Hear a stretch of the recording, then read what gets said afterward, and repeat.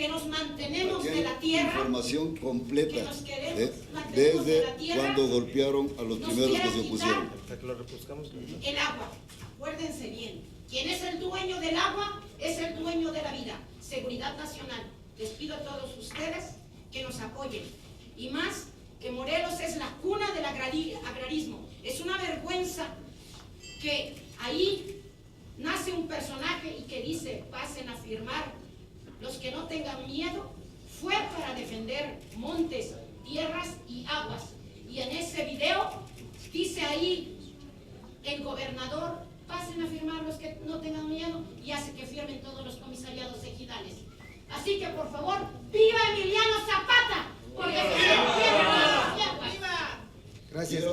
Quiero decirles también que como descendiente del general tengo la obligación de sangre y un deber como mexicano que no puedo ni debo ignorar, y tengo que estar del lado de la gente que mi abuelo defendió, y ni ahora ni nunca vamos a permitir que nos roben los recursos que son de nosotros los moreleses.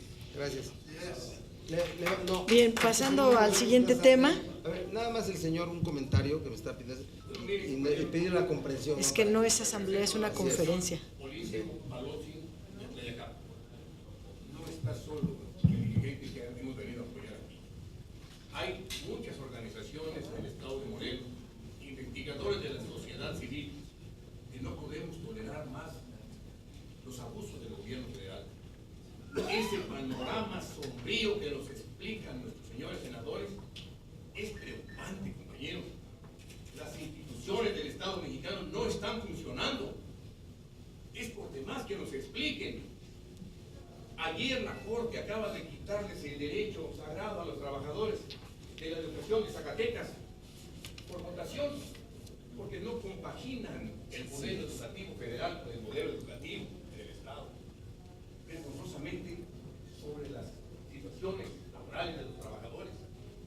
Y nos explican, en verdad, que el problema es que las instituciones no están funcionando. 2 ministros se sustituyan a partir de los próximos meses, pero son ministros que vienen a estar en contra del pueblo. Y lamentablemente el hilo se rompe por lo más delgado, la clase trabajadora. Porque nosotros no podemos indicarle a los senadores que hagan una ley para que les quiten las pensiones millonarias que tienen los funcionarios, los expresidentes. No, compañeros, venimos a defender el Día de Zapata. Y estamos con ellos. Le faltó explicar la parte científica de cómo vienen los humedales que vienen del volcán Popocatépetl y las delegaciones que vienen de la Sierra de Chichinauca. Eso es lo que tenemos que aclarar anteriormente y lo haremos con gusto. Aquí estamos apoyando a la UTC. Gracias, señor. Gracias. Pues sobre ronda 1 es muy importante decir que se trata de aguas someras.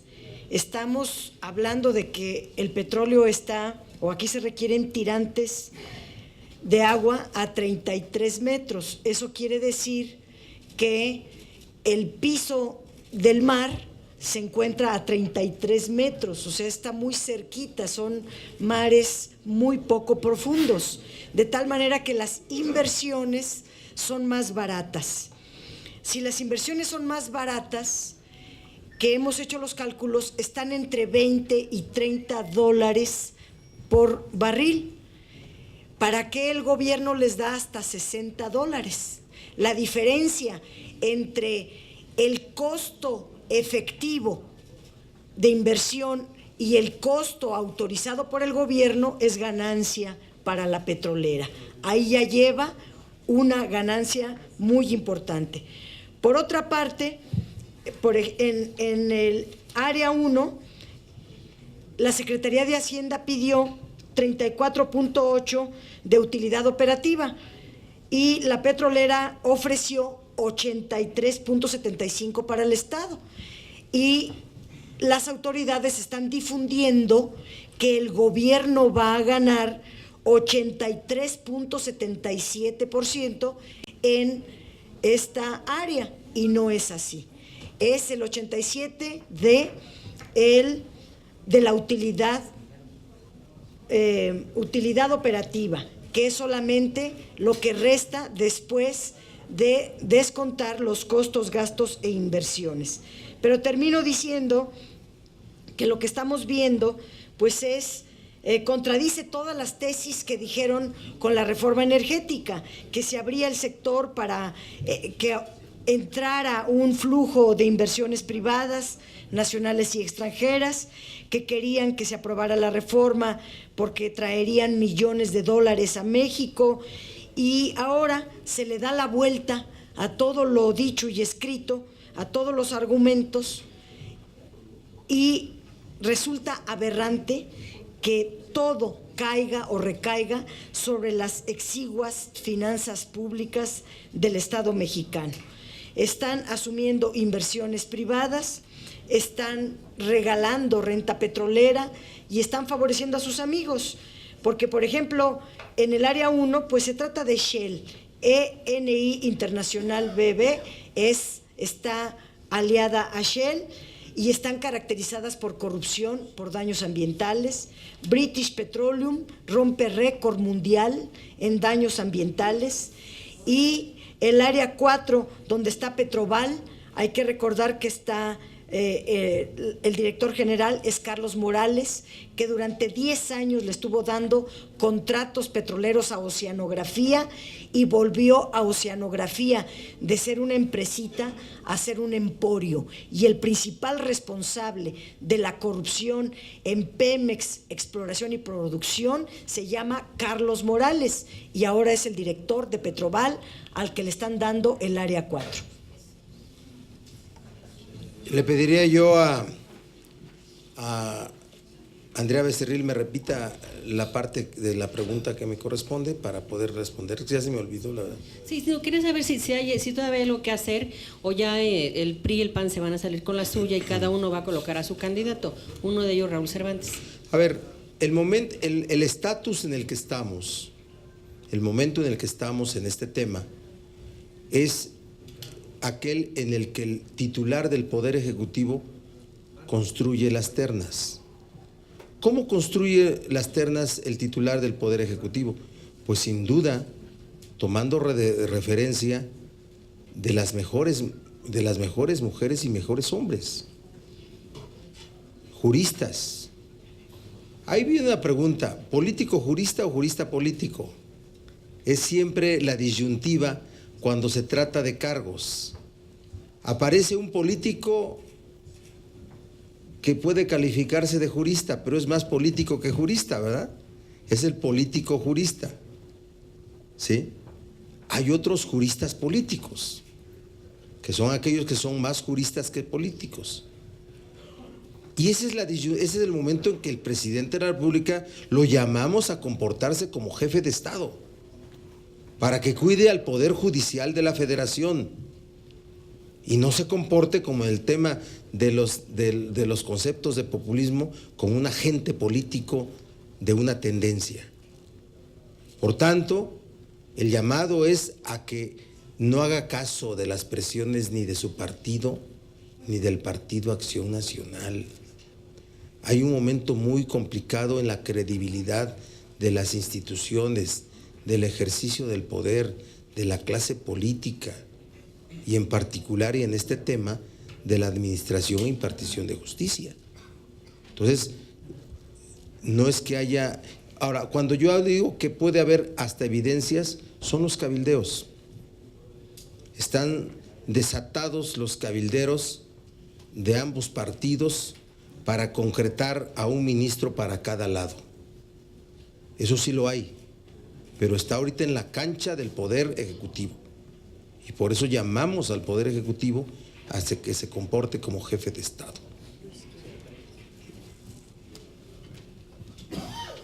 Muy rápido, nada más, en abono del comentario del coordinador, senador Barbosa, hay un clásico de la administración pública, Omar Guerrero, que habla del diplomático, el juez y el funcionario. Y lo traigo a la memoria porque parece que hay una gran confusión en el presidente. A sus amigos académicos los manda de diplomáticos, a sus amigos funcionarios los manda de jueces, pero toda la hipótesis del libro es que son formaciones, caracteres y personalidades completamente diferentes. Esto es importante porque este acuerdo que tenemos la evidencia, pero si es que existe, es demolitorio de las instituciones. ¿En qué nos afecta? En que mata la objetividad, mata la imparcialidad y vulnera las instituciones.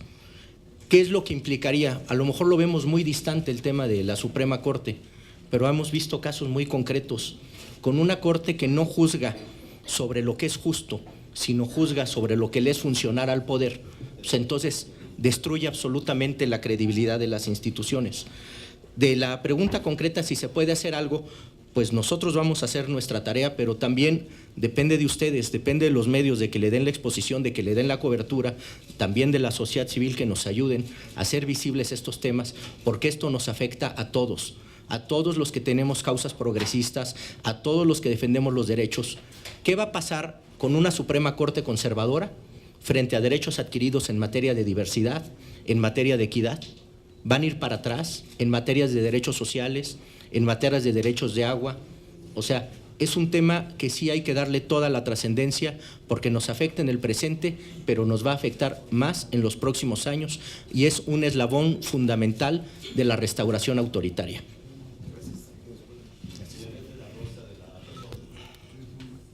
La iniciativa que dijo que van a presentar, ¿nos puede explicar más en qué consiste esta iniciativa? ¿Cuándo la presentará? Y también, ¿cuál es su opinión? Bueno, el PAN dice que van a bajar el número de firmas para ser un candidato independiente. Cuando esto se está dando, cuando en Puebla es un gobierno por una persona que viene del PAN y del PRD, y él fue quien propuso aumentar el número de firmas. Y una más, si ustedes como bancada ya tienen un plan de austeridad frente a la situación económica que se vive, en la Cámara de Diputados ellos han propuesto y han dicho que van a renunciar a autos, celulares y hasta seguros. A ver, mira, la iniciativa que presentaremos el próximo martes es una reforma constitucional que tiene sin duda que estar relacionada con el artículo 116 y los relacionados con el régimen político y sistema electoral, para poder garantizar, obligar. 116 son las referencias que tienen que ser obligadas para los estados de la República. Ahí tienes que meterlo también. Entonces, para impedir que en los estados, en la adecuación que deben de hacer las legislaturas estatales de las reformas constitucionales federales, se haga nugatorio la figura de la candidatura independiente y el derecho de los ciudadanos de participar en eso. ¿En qué momento, en qué asuntos específicamente? En el tema del número, el porcentaje de apoyos ciudadanos para que la candidatura participe, que no sean más excesivos que los relacionados con el nivel federal. No pueden ser más excesivos. Y desde luego una cosa, que se garantice que si hay voluntad política de todos, podamos sacarla inmediatamente, ¿eh? Yo llamo a que la saquemos inmediatamente para detener lo que está ocurriendo en los estados de la República, y llamo a la congruencia, para que no la utilicemos solamente estos anuncios como anuncios de posicionamiento político ante la gente, sino que, como tú dices, yo te aseguro que el gobernador de Puebla no es controlado, conducido por el Partido de la Revolución Democrática. Él es un ciudadano que milita en el PAN, forma parte de la dirección nacional del PAN. ¿Me explico? Y entonces llamo a que de esa manera se vea, que no se permita a los gobernadores estar actuando de manera libre en contra de las candidaturas independientes, y que se tomen posiciones solamente públicas. Podemos sacar en una semana esto, podemos sacarlo si hay voluntad. Manlio Fabio Beltrones dijo que él estaba en favor de las candidaturas independientes. ¿Lo recuerdan, verdad? ¿Sí? Ricardo Anaya lo dijo también. Carlos Navarrete, bueno, pues parece que lo dijo, ¿sí? Y entonces, porque no voy a decir lo que no he escuchado. Y entonces podemos sacarlo esta semana. Démosle para adelante. Los convocamos a que sea real esto, a que sea real. ¿Sí? Plan de austeridad. Mira, los grupos, el Senado tiene que asumir una posición común, y claro que debe haber austeridad. En la Cámara de Diputados debe haber un recorte al presupuesto asignado a las cámaras, tanto a diputados como a senadores. Debe de haber, y desde ahí tendría que haber un ajuste en todos los rubros. El tema de los seguros médicos, quiero decirte una cosa, no impacta. ¿Sabes cuánto gasta, cuánto le cuesta al Senado los seguros médicos relacionados con el PRD? 1 millón de pesos al año. ¿Sí? El tema de los coches, adelante, que pueda darse, pero medidas reales. Y la otra es, ni siquiera se ha asumido, no, bueno, los vehículos que tienen asignados los grupos parlamentarios y que utilizan 6 para el PRD o 7 para el PRD y proporcionalmente al PAN más y al PRI más. ¿Sí? Pero te quiero decir una cosa, ni siquiera hay una definición a dónde se va ese dinero. Tiene que haber un destino específico, porque no es para que se regrese, ¿verdad? Es para que se destine a becas, se destine a libros, se destine a causas sociales. Eso tiene que decirse, porque si no se gasta, si no se ejerce, solamente se queda en las tesorerías de cada entidad y se destina a cualquier otra cosa, al gasto ordinario. Entonces hay que ser un asunto no de anuncios populistas ni demagógicos, sino asuntos reales. Y esas son acciones que vayan contenidas en el presupuesto de egresos de la Federación. Ahí pueden ir. Hoy es el momento de hacerlo. ¿Qué más? Gracias, buenas tardes. Para preguntar si todo el grupo parlamentario comparte la visión de los comuneros y que plantea el senador de Médicis, pues en el entendido de que Graco es un gobernador emanado de las filas del PRD. Entonces, quisiera saber si es una posición de todo el grupo parlamentario apoyar este movimiento. Segundo, preguntarles, en el tema de las candidaturas independientes, hace apenas unos minutos el Comité Ejecutivo Nacional del PRD emitió un pronunciamiento en el que instruye a sus grupos parlamentarios en las 2 cámaras del Congreso a aprobar a la brevedad la propuesta que presentó ayer el PAN, la que anunció ayer el PAN. Okay. Entonces, pues a ver si ustedes van a cumplir con esta instrucción. Y tercero, ¿cuál es el riesgo de partidizar a la Suprema Corte? ¿Qué está en juego si de verdad se permite que una posición se la repartan al PRI y otra al PAN? Gracias.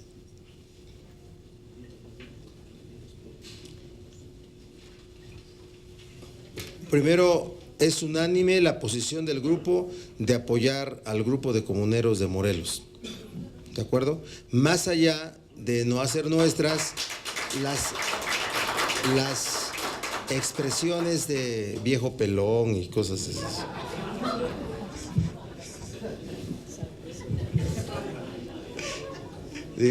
Son particulares, ¿eh? ¿Sí o no?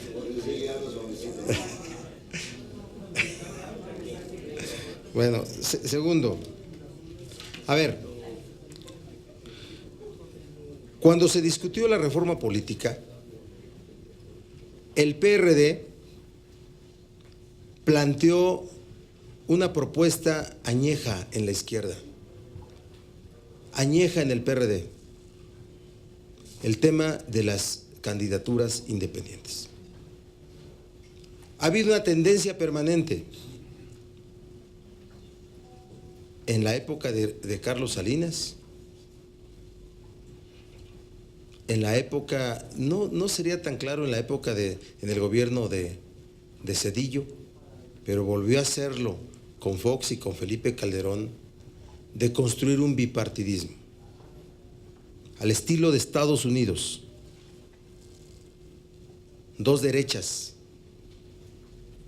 porque en Estados Unidos los demócratas no son del PRD ni de Morena, son derecha, son americanos, pues es su país. Y los republicanos no son los otros, ¿no? El bipartidismo en México, que le acomoda los intereses de las clases adineradas, es el bipartidismo de la visión del PRI y de la visión del PAN. La partidocracia vista así tiene un enemigo, la figura de la participación de los ciudadanos a través de la figura de los independientes.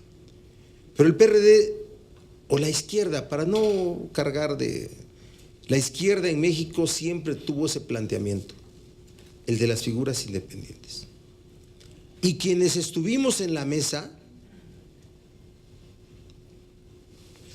ahí está al extremo uno de ellos y ahora el otro, presentamos el tema de las candidaturas independientes como posición del PRD. Y otros partidos eran los que querían aumentar más requisitos. No solamente a la constitución de partidos nuevos, llegaron a hablar hasta del 5%.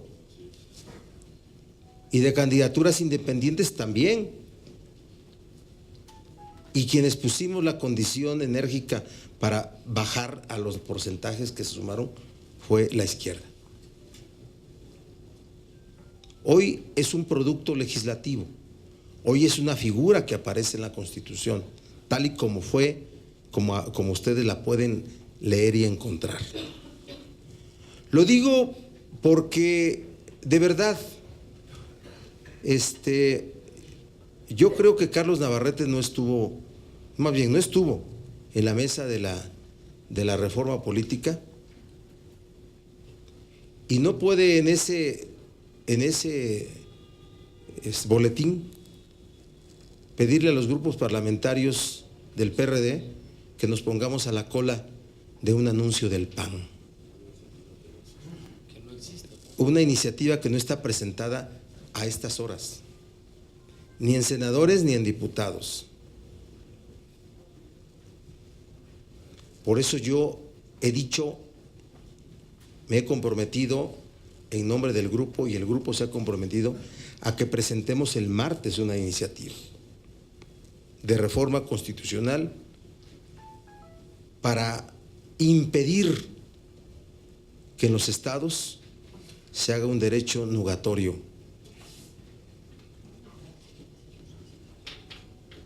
Y que coincidamos todos los grupos parlamentarios y que coincidamos con el PRI y con el PAN. Porque también ni por insinuación intento plantear que es un tema del PRD y debe de ser visto como del PRD. No, es un tema de la sociedad, es un reclamo de la sociedad, que a partir del 7 de junio se volvió un tema de riesgo para la partidocracia, de riesgo. Por eso hay que ver efectivamente si son reales las posiciones de los partidos. Y por eso hago el llamado que podamos hacer una aprobación inmediata y no dejarla para la agenda legislativa de largo plazo. Parece que están jugando rancones de afuera, ¿eh? Ha de ser, ¿dónde está Zapata? Los caballos.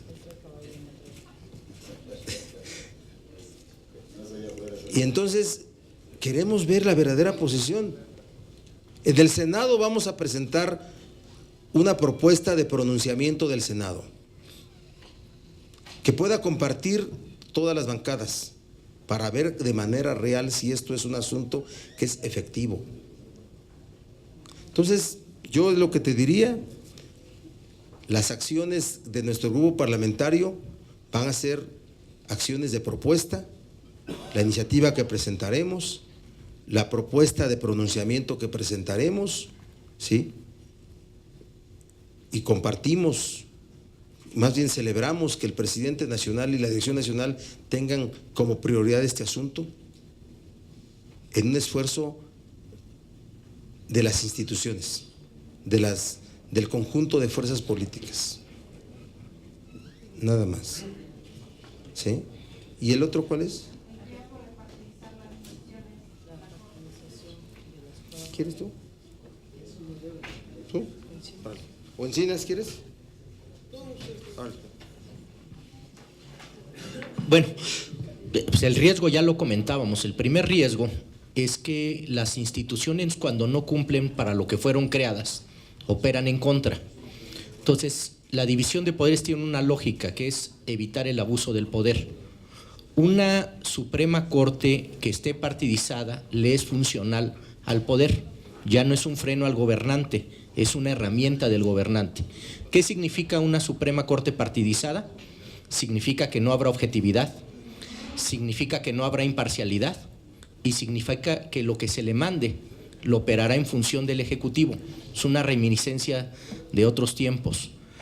¿Qué significa? Es una Corte subordinada.